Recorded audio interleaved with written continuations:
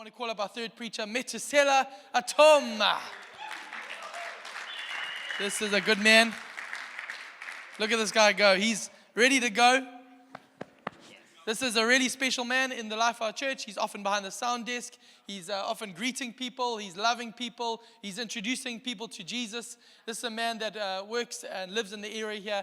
And I think he's also a pastor to so many people in this area. I think he's brought so many of his friends to church. And he's just a man of encouragement.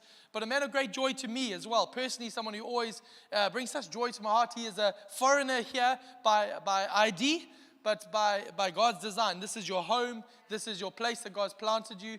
I want to boast about him. He's worked so hard. He's been able to send money home and build a home for his mum and dad back up in Burundi. It's amazing. Incredible. And we are so proud of you. And this is a man that lives his love for Jesus loud. And he's going to preach it even louder this evening. So everybody, put your hands together for Tom Methoucella. Hallelujah. Before I can say anything, let me say that I love you so much. Yeah, I belong here. This is my home.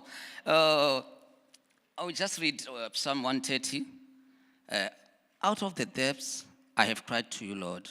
Psalms 130, we're there. Oh, Lord, hear my voice. Let your ears be attentive to the voice of my supplications.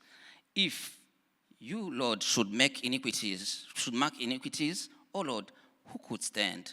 But there is forgiveness with you, that you may be feared. I wait for the Lord, my soul waits, and in his word I do hope. My soul waits for the Lord more than those who watch for the morning. Yes, more than those who watch for the morning.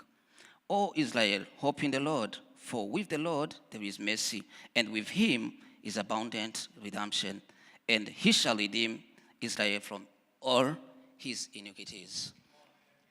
These Psalms, when I see, I'm going to talk about waiting on the promises of the Lord. Seeing me here, there is a reason. Like someone told me, one of the families, he said, come and be at school in the university in Swaziland. It's my family. And then I went to Swaziland, hoping that I'm going to be in the university. When I lived there, things changed. It's completely changed. That guy said, you came here to work for me. You didn't come to study. And I was so shocked to have that wound. It was so hard for me to forgive that person. It was very hard. And then, I'm not going to talk about my testimony. It's a long thing. And after that, I found myself doing car guards. Driving a car which you are not in. Like saying somebody, come.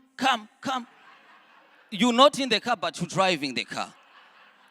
Maybe that person has got even a camera in the car, but you were busy like, I was like, what is this? And then after that, I went to security, doing security. When I was working in Danone, you see Danone, in winter. I remember one day when I was sitting in the toilet nighttime. It was raining hard, like cats and dogs.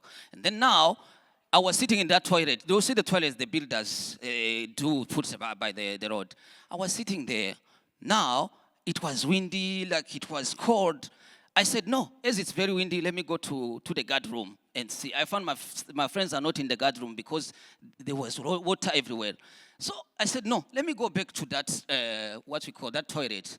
There's nobody here. I found that toilet. There's nobody, like the toilet is now down already.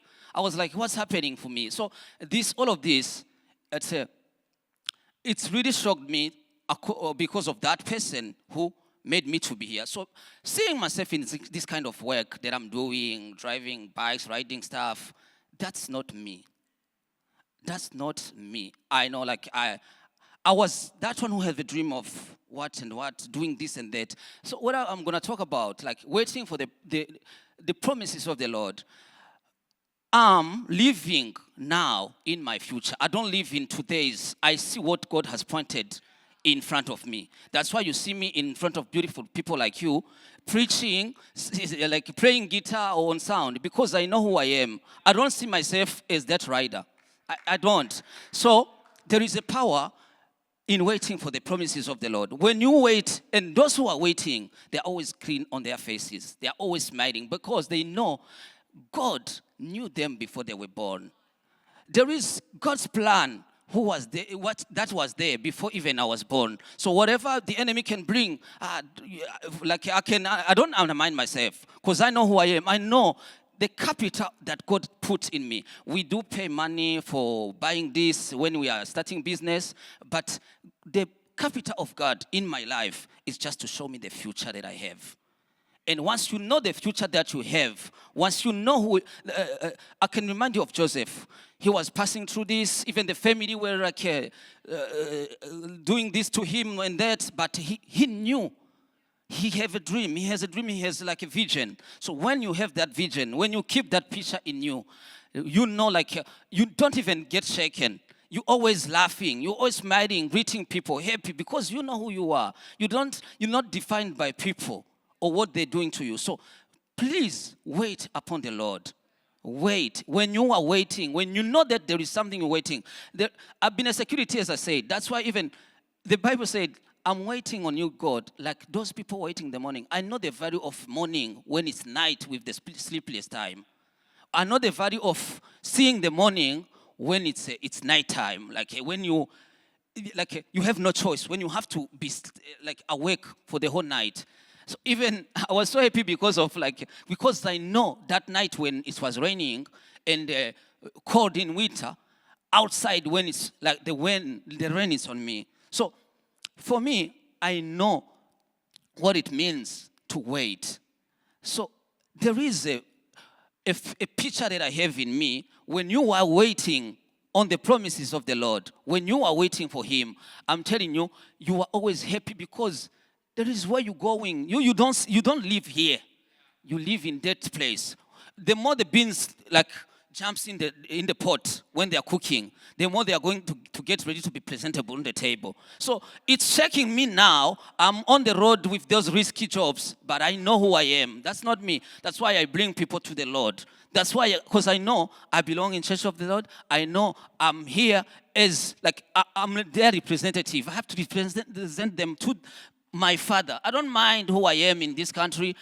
That's why I fly with the eagles. You see how you are.